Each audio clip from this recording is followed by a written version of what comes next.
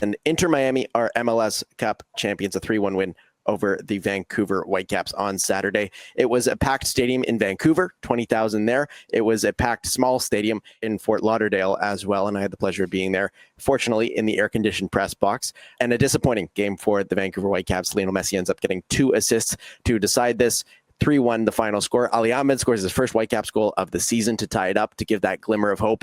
But for the over 2,000 Whitecaps fans that made the trip, including Mayor Ken Sim, who was certainly enjoying himself at the tailgate before the match, which was interesting to see the Whitecaps fans tailgating as a side note, but not the game that the Whitecaps would have wanted, and certainly disappointment for the Whitecaps fans. Alex, I know you were at that viewing party. I know, MLS doesn't like tournaments like the US Open Cup and the Canadian Championship, but Ali Ahmed scored 3 goals in the Canadian Championship. Just remember, first goal of the season, watch yourself. Maybe if you weren't an MLS guy, it'd be less on you. I have to get the licks in after that stuff. But no, I kid. Great moment for Ali Ahmed. To think, last year, the lack of end product in his game was what a lot of fans criticized him for. And to think now he scores his 4th of the season. He had 12 assists in the year. He leveled up in a whole way, and he was on a different level in this final. But overall, just to start with the vibes, shout out to being to the Whitecaps and the BC Place watch party. It was just cool to go downtown and to feel like it was a match. Like, it didn't feel as much like a final because 20,000 people. It's a good crowd, but it had this final been in Vancouver, it would have been sold out. It would have been bonkers. It would have been a certain buzz, but it did feel like a regular July match. And I felt like for the time of year, it was cool to see all the Whitecaps scarves, to see all the people there supporting the team when you consider the game wasn't even in the city. And I feel like in most contexts, anytime the Whitecaps aren't playing in Vancouver, they're not getting that same attention. People aren't paying or tuning in the way they did and being as engaged. So I thought that was really cool. And also shout out, you can talk about them as well. The group that was there in Miami. I know a lot of fans got flown down to Fort Lauderdale to be at the game, friends, family, etc. But a lot of fans made their own way. And for there to be around 2,000, I think was the figure you put out, that just looked great. Because first and foremost, this is the final. You want to see both teams represented, and for the Whitecaps, Brendan, it did feel like they had their support there in Fort Lauderdale, who were so close to being able to celebrate a Whitecaps win, a double post, a triple post for the Whitecaps. It gave to the Whitecaps against LAFC. It took away against Inter Miami. Such is the game. It was really great to see, that much white and blue and Whitecaps colors in the stands. And it was so disappointing to see how the result went, because when we were there and the Vancouver Whitecaps went down early in the first half into Miami, we saw an incredible fight back and comeback. And that just wasn't the case in that game on Saturday. The quality really won out for Inter Miami. And the Vancouver Whitecaps made a couple of mistakes. To be honest, I think that you're always going to have wasted chances. I certainly don't put this down to Emmanuel Sabbi not scoring, but it's a completely different game. I think if Eddie Ocampo isn't caught out in that position and doesn't score that own goal that way, I think it's super unfortunate that things kind of fell the way they did. And then it just felt like the Whitecaps ran out of time. If somehow there was another 30 minutes, I feel like the Whitecaps would have won, even, having gone down 3-1. It's just that they ran up against it. The clock ticked away too fast. It's a real shame that they weren't able to take the lead and take score a goal there just a couple minutes after Ali Ahmed scored that first one, because that really would have turned it. And it really did feel like, destiny here, that this is the Whitecaps moment. It felt like we were getting a condensed version of that comeback that we saw back in the Champions Cup semifinal.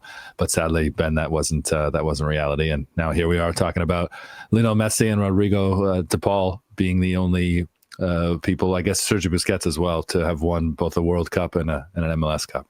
Yeah, and it took Inter Miami about an hour to get to any media after the game. And of course, Lionel Messi didn't do any. But Thomas Muller, after the game, did 2 media availabilities in English in the mix zone and one that was about 15 minutes in German. He was beaming after the game with pride with the group, pride with the performance, because I think it's fair to say that the Whitecaps, for 80 minutes of that game, were the better team. The third goal is what we talked about last time when it came down to game state. Like, the Whitecaps don't concede that if they're not down 2-1. This probably was a 2-1 game. It could have been a lot closer. You can always point to a final and say, what if this happened? What if that happened?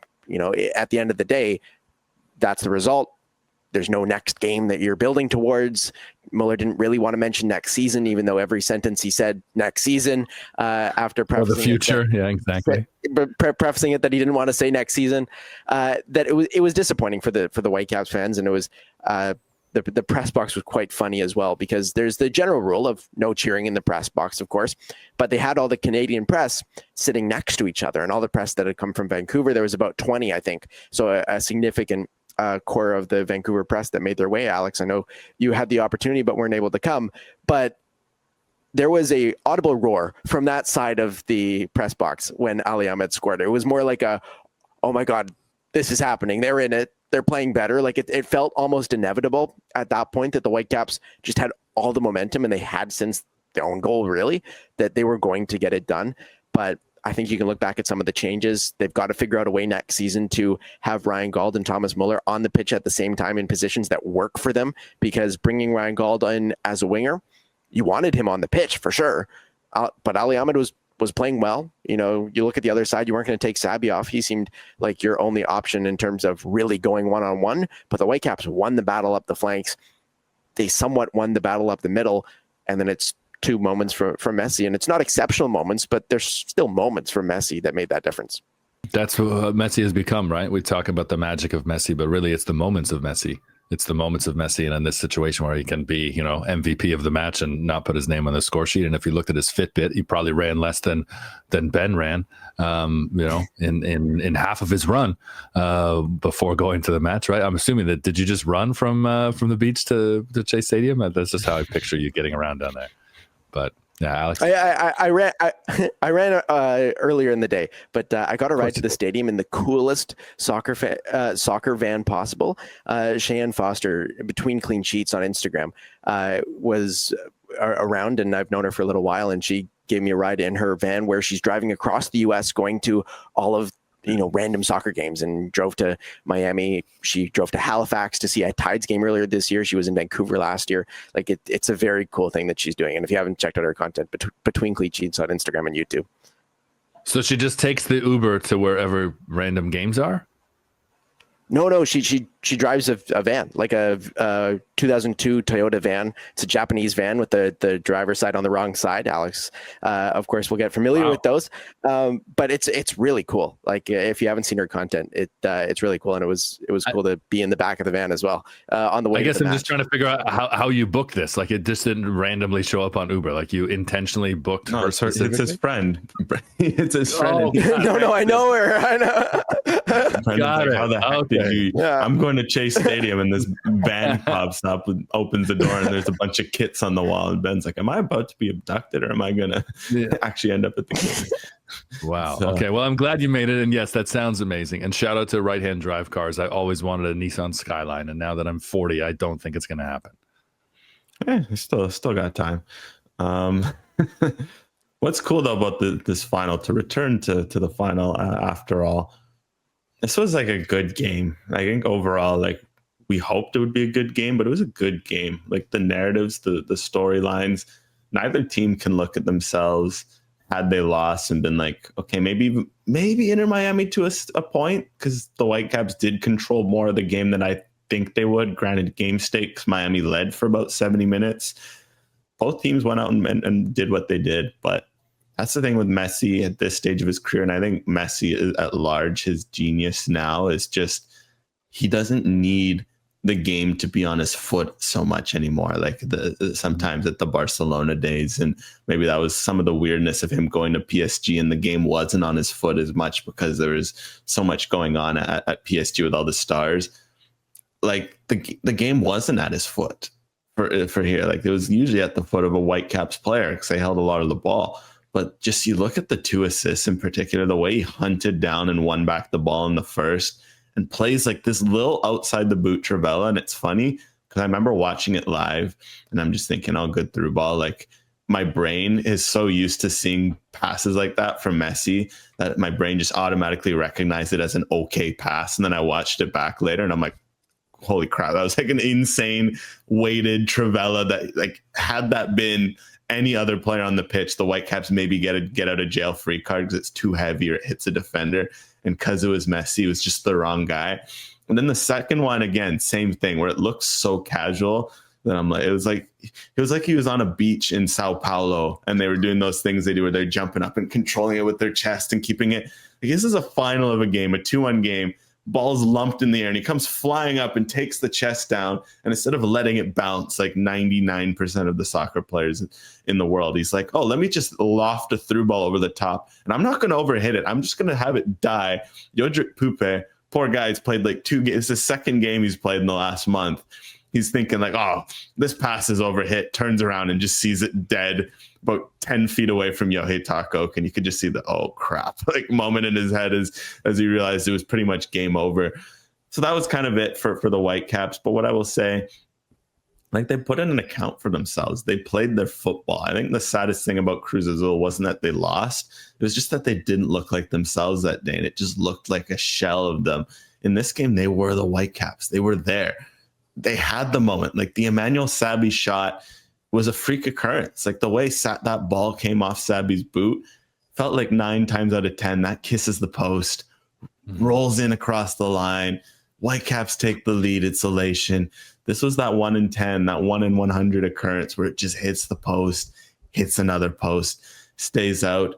So for the Whitecaps, it's one of those moments where you don't envy being Jesper Sorensen, for example, because it's someone who's not even on the pitch, because it felt like his team did everything he asked of them and they just came up short. And that's sometimes a final where a guy like Lionel Messi can take what is supposed to happen, what is happening on the field, and completely flip it on his head. And yes, there's maybe some macro decisions you wonder in hindsight. Hindsight's always 2020. Could Thomas Muller have come off with how he looked to be physically struggling? Maybe in another reality, you do what you did in San Diego, you go Gauld for Muller. And if Ahmed is physically unable to go, he was dealing with a bit of sickness. He's had an ankle problem that's lingered since the Gold Cup. Maybe you go Nelson for Ahmed and you just keep it like for like. Because that's the thing, though. The Whitecaps were absolutely cooking up until that Kubas mistake. Ian Frey, by the time he subbed out later in the game, was literally gasping for air. I haven't seen that from a while from a player in a 1v1 battle, that he left the field gasping for air. But in the end, that's football. You make 2 mistakes, and Andres Kubas, and a great season from him in almost every game except in the 2 major finals he played in. That's football sometimes. Unfortunate end for the Vancouver Whitecaps. And of course, they made 3 finals this season, and the only one they won was also the one that they're used to winning, the Canadian Championship, winning their 4th straight Voyageurs Cup. But a run to MLS Cup, the second Canadian team to make it to MLS Cup after Toronto FC, who remain the only Canadian team to win MLS Cup. And Ali Ahmed's goal, he became only the second Canadian ever to score in an MLS Cup as well. So a historic moment for the Whitecaps, for Ali Ahmed, who starts to show. Yeah, well, mention the other guy. Who's the other guy? Brendan just happened to know him for some reason, right? Yeah. If you're looking for Christmas gifts, by the way, D-Row My Life, published by ECW Press 2021. You can find it at all major book retailers, at least online, or ecwpress.com. Dwayne Derazero, of course, being the other one to score in an MLS Cup final, and Ali Ahmed becoming the second Canadian to score in an MLS Cup final. Of course, he didn't come out with an MLS Cup